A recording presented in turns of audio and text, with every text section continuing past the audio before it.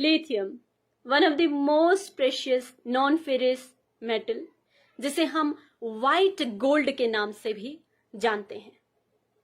Lithium एक ऐसा metal है जो हमारे डे टू डे यूज में आने वाले टेक्निकल गैजेट्स में इसका इस्तेमाल होता है। अगर हम बात कर लें मोबाइल फोन्स की, लैपटॉप्स की, इलेक्ट्रिक व्हीकल्स की, toys,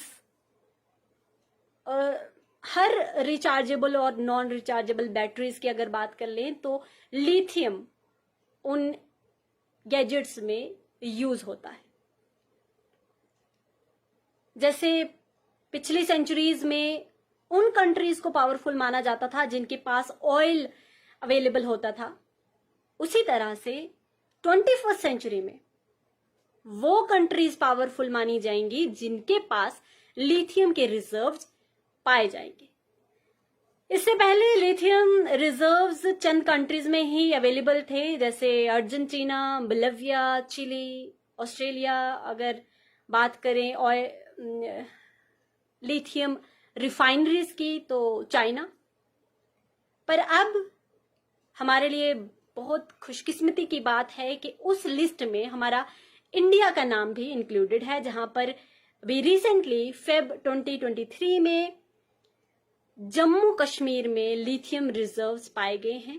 approximately 5.9 million ton lithium reserves Jammu region के डिस्ट्रिक्ट रियासी में पाए गए।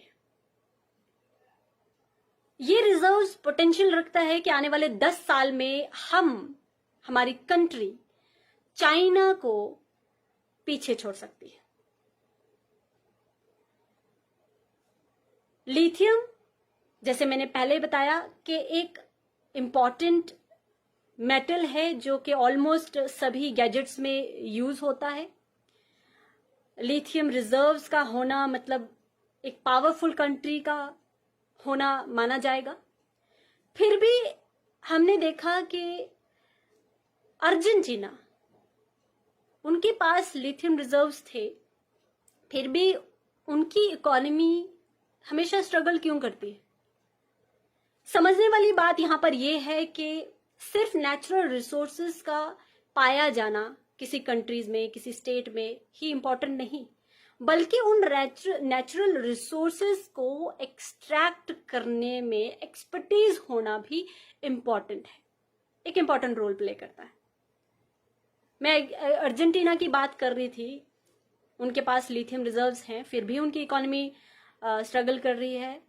On the other hand China के पास लिथियम रिजर्व्स नहीं है, फिर भी उनकी इकोनॉमी हम सबके सामने है, क्योंकि उनके पास उन रिजर्व्स को रिफाइन करने की प्रॉपर टेक्नोलॉजी है, प्रॉपर एक्सपर्टीज है। वो बाकी कंट्रीज से लिथियम रिजर्व्स इंपोर्ट करते हैं और अपने कंट्री में, चाइना वाले अपनी कंट्री में उन रिजर्व्स को रिफाइन करके फिर एक्सपोर्ट करते हैं। इसीलिए उनकी इकोनॉमी इतनी ग्रो कर रही है। इंडिया को भी जरूरत है कि वो अपने नेचुरल रिसोर्सेज को एक्सट्रैक्ट करने के लिए ऐसे मैकेनिज्म्स का यूज करे जहां पर प्रॉपर उन रिजर्व्स को एक्सट्रैक्ट भी किया जाए और प्रॉपर यूटिलाइजेशन भी हो, उससे हमारी इकोनॉमी को भी ग्रोथ मिले। रही बात जम्मू एंड कश्मीर की, ऐसा नहीं है कि जम्मू कश्मीर में पहला ऐसा एलिमेंट है, पहला ऐसा मेटल है जो पाया गया। इससे पहले भी बहुत सारे ऐसे मिनरल्स हैं, क्योंकि हमारे जम्मू कश्मीर एक ऐसा स्टेट या यूनियन टेरिटरी कह लीजिए कि इसमें पोटेंशियल है कि हमारे पास बहुत सारे ऐसे नेचुरल रिसोर्सेज, मिनरल्स अवेलेबल हैं जिससे हम अगर हमारे पास वो एक्सपर्टीज हो, हम उसे प्रॉपरली एक्सट्रैक्ट कर पाए उन रिसोर्सेज को, तो हमारी इकोनॉमी में हम एक इम्प्रूवमेंट जो है वो ला सकते हैं। इससे पहले हमारे पास बात करें तो मिनरल्स की बात करें तो borax, sapphire, as a whole बात करें तो इंडिया का 36% of graphite, 24% of marble, 14% of gypsum, बाकी लाइमस्टोन, कॉयल, ये सब मिनरल्स, ये सब रिसोर्सेज हमारे जम्मू कश्मीर में अवेलेबल हैं। स्टिल हमारी इकोनॉमी में कुछ खास फर्क नहीं है। इसके पीछे क्या रीजन हो सकता है? इसके पीछे यही रीजन है कि हमारे पास वो एक्सपर्टीज नहीं है जो हम यूज करके उन रिसोर्सेज को एक्सट्रैक्ट कर पाए, निकाल पाए।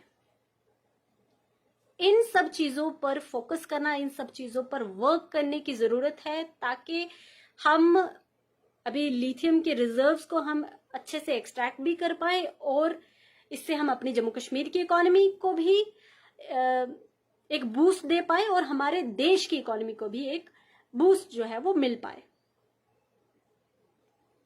दूसरी बात ये कि ऐसा ना हो कि बाकी मिनरल्स की तरह हमारा लिथियम रिजर्व्स को भी एक्सप्लॉइट किया जाए, उसकी वजह से हमारे जम्मू कश्मीर में बाकी मिनरल्स का भी कोई फायदा नहीं हुआ इतना खास, और ऐसा ना हो कि कल को हमारे लिथियम रिजर्व्स का भी हमारे जम्मू कश्मीर के लोगों को, जम्मू कश्मीर को या इंडिया को उतना एडवांटेज, उतना बेनिफिट जो है वो ना मिल पाए।